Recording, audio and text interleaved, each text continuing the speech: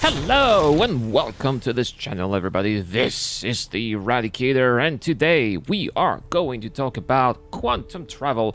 I know that for a lot of you out there, a lot of you guys out there, whether you are maybe new players or sometimes veteran players as well, quantum travel can be a little bit erratic. Quantum travel can be a little bit difficult to understand, and I have to admit that sometimes even for myself it is a little bit confusing, but nevertheless, over the past couple of days I have gathered some footage, I have made some experimentations, and I hope that I will be able to give to you guys a little guide, as of a little guide that is hopefully going to allow you to prevent making some very basic quantum travel mistakes that we often do. And the first thing that I want to talk about today is that little cursor that you can see here in front of my screen, that little cursor that was moving, and then I'm going to show you right there, this one right here. This is very important, and you really want that cursor to actually be right here in the middle, because that cursor is your vector and actually tells you where your ship is actually going. If that cursor is not in the center here, this is going to make your ship drift apart. So you really want to have it right here. This is very, very, very important. Now, when you get out of quantum travel, the good thing about making sure your vector goes straight is that when you leave quantum travel, then your ship basically is going to fly straight, which is what we're going to see here. We're just, well, not exactly entirely. That's because probably quantum travel mechanics still need a little bit of adjustment and still a bit of polishing, but at least your ship is still in control. You can still easily go forward. But if, for example, let's say that you were turning your ship around, for example, and your little vector cursor was not properly aligned and was maybe at on a location that is on the extreme right, on the extreme left of your monitor, then your ship would probably drift towards whatever side it was originally going before jumping in quantum travel, which would result perhaps in your ship either going back to space or your ship going on a vector that maybe was not the desired one, possibly resulting into crashing on planetary surface, which is something that happened to me in the past before. Now, I'm also going to show you how to make a decent planetary approach, especially when you are using VTOL. And again, that cursor is going to prove particularly useful.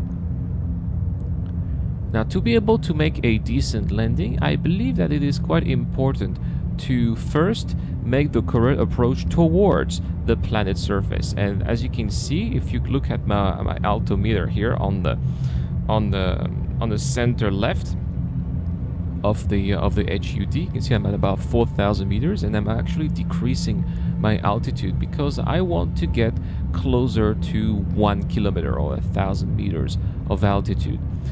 This is going to actually allow me to have a better control of my ship as I'm about to approach the landing pads of the station that I want to land at. So I'm pressing Control. You can see the cursor here is going down. That indicates that my ship is on the vector towards the surface. So I am losing altitude on purpose so that I get a little bit closer to the surface. But at the same time, you don't want to do that for a prolonged amount of time, because you still want to be entirely in control of your ship. You want to reverse that. You want to be able to reverse that action whenever you wish to. Now, I'm flying at about 80 meters per second. This is definitely a VTOL speed out there, so I am in VTOL mode, and yeah, I'm trying to control my ship as much as possible. If you just need to press W to accelerate, S to brake and eventually go backwards, and A and D are actually going to make you strafe left or strafe right. Only your mouse is going to make your ship turn around, but if you really press A or D, it is going to make you strafe left or right. And you are going to see that also with that little vector cursor that is not very visible right here because this is the day on Hurston, but you can see that it is moving sometimes left or right. That's because I am pressing A and D to turn my ship around towards the destination that I want to, so that I am perfectly aligned to land on that landing pad right here. So you can see I'm making sure it is again straight in front of me, getting closer to that 0 line. Also, this is the horizon line, so that the ship stays at a speed of 0. And there we go, a perfect landing, as you can see. Again, that is because it is extremely important to control where your ship is going. It is really important to master that vector cursor out here. Now, the next tip I'll be giving in this video is how to leave the VTOL mode in order to actually leave a planet. And that is actually very easy. Just press I to turn on your engine again if you turn it off before, and press the space bar to gain some altitude. Now, as soon as you are high enough, press shift. Shift is going to be your afterburner, and it is going to get you some extra momentum, especially if you have an angle of about 45 degrees. So combine space, shift, and the right angle, and that's how you get rid of the VTOL mode. You'll be good to go, and you'll be on your way to leaving the planet. Of course, don't forget to press N to remove that that landing gear.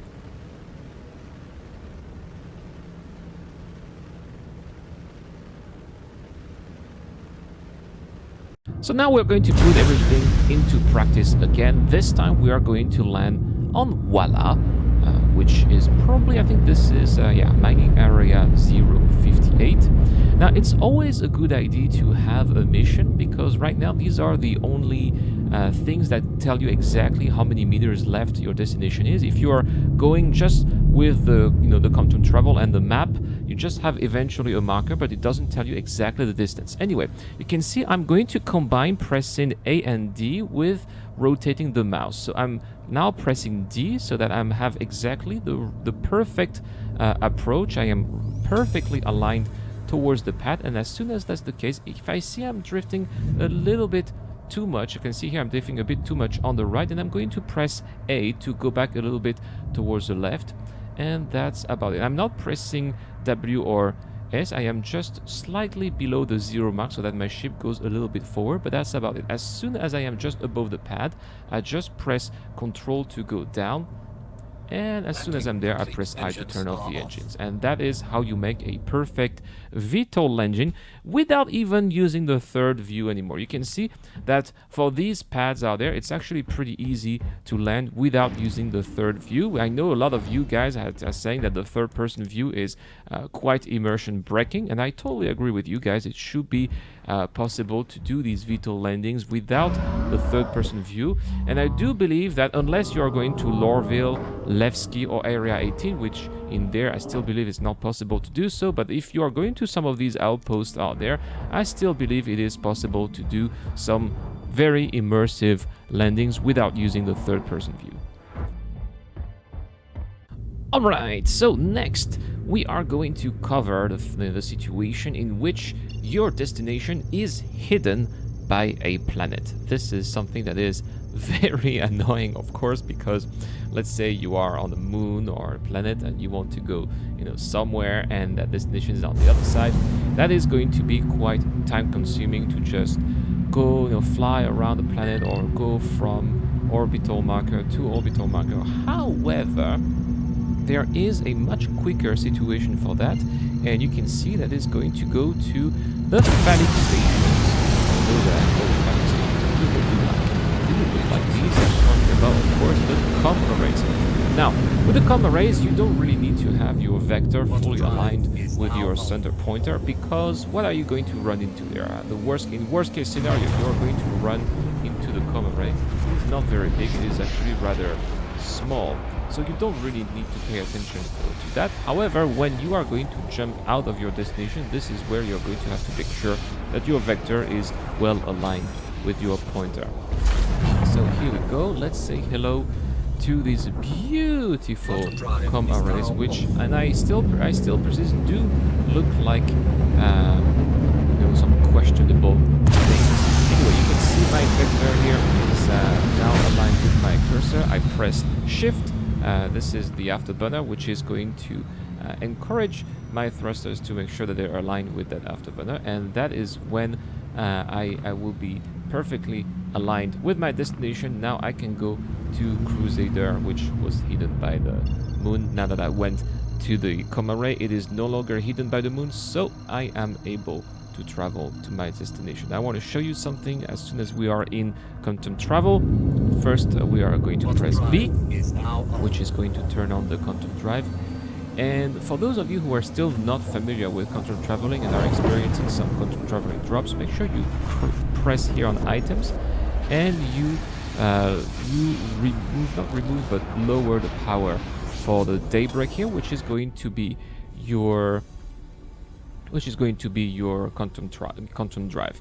Now each ship have a different quantum drive, so some have different names, but usually it's the number one on the list. And as soon as you are back at your destination, as soon as you finish your long travel, then bring it back to normal, and this is going to give more power to your quantum drive, and it is also going to make it faster for the quantum drive to actually spool and turn it on.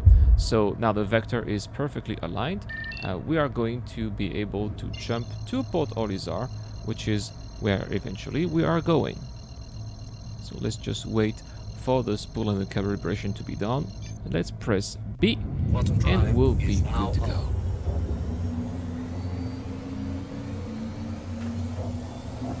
Alright, and we are not interdicted. This is perfect.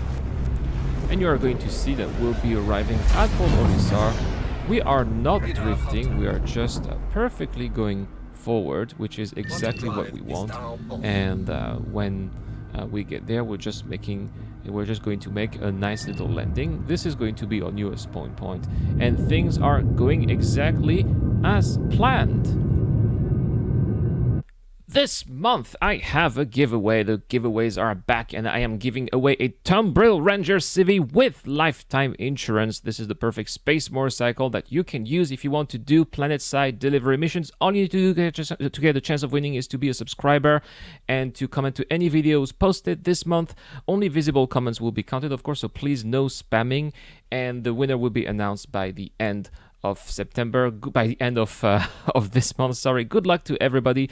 Big thanks to all the Patreons out there as well who are helping me on a monthly basis and give great support to this channel. You guys are awesome, and you guys make me want to go the extra mile. That's why I'm giving all these videos on a daily basis. Thank you so much. Big thanks also to all the people who helped me getting this new PC. This footage was taken, of course, with this new PC. Thank you guys. You guys have really been helping me a lot when the old computer died, and I am very grateful. That's all for this video, guys. Thank you so much for watching. I'll see you guys in tomorrow's video. This is the Eradicator. I'm signing out.